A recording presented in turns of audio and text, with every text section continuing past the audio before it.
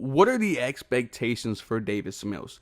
And this is a very interesting question because, well, you have to ask the certain fan.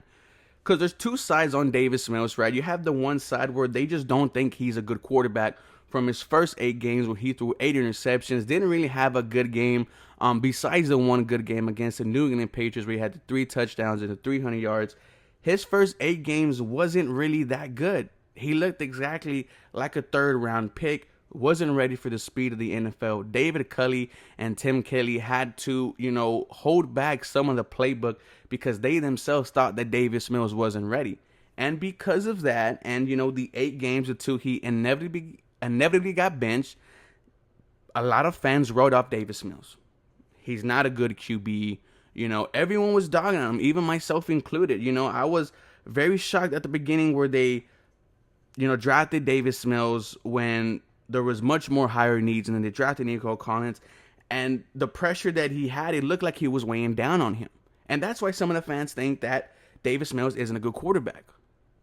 Then you have the other side of the fence where I am on. I am on the Mills Melly train, where I look at the whole season as a whole. I add in the pressure. I add in the 8 games. And then, and then you kind of have to add in the other stuff. The coaching staff not knowing what the hell that they're doing. And then when he gets benched by Tyrod Taylor, comes back against Seattle, and the last 5 games, he looked like a completely different player. 10 touchdowns, 2 interceptions, 1,200 yards. Davis Mills had outplayed Trevor Lawrence, who was the #1 overall pick. He outplayed Justin Herbert. He won those 2 games back to back, and people started looking at Davis Mills as, what is something, does this kid have something in him? And that's where the narrative changed on him from the beginning of the season, where it was, this kid isn't a good quarterback, to, well, now this kid isn't the franchise QB. So now in year 2, when you talk about what are the expectations for Davis Mills, is he needs to show, for me, right? He needs to show that he's capable of being a franchise QB. He doesn't have the luxury that Josh Allen has, right? Josh Allen was a first-round pick. He had 2 years in the NFL where he looked god-awful. His first 2 years, he looked like a bust.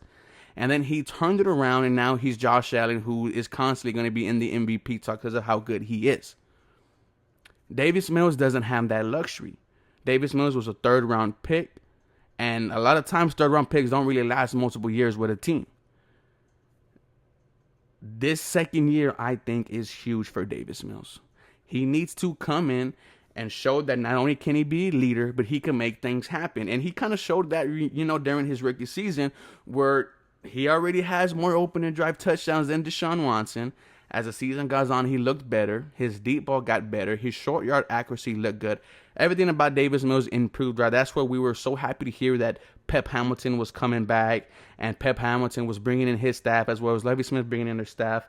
I think what also aids in the development of Davis Mills is Nick Caserio himself, right?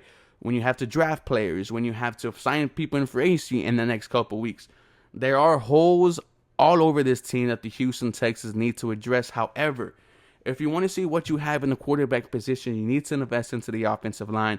You need to get better running backs. You need to get 1 or 2 maybe wide receivers. Definitely have to get a slot one. You need to invest into Davis Mills to see what he has in it in himself. That's something that they did not do with Deshaun Watson. Remember, in his rookie contract, they failed to sign people on defense. They failed to bring in offensive line help. We were begging for Robbie Anderson. We were begging for Andrew Nowhere, for Brandon Sheriff. Get Deshaun Watson the guard help that he needs. And they absolutely, blew it.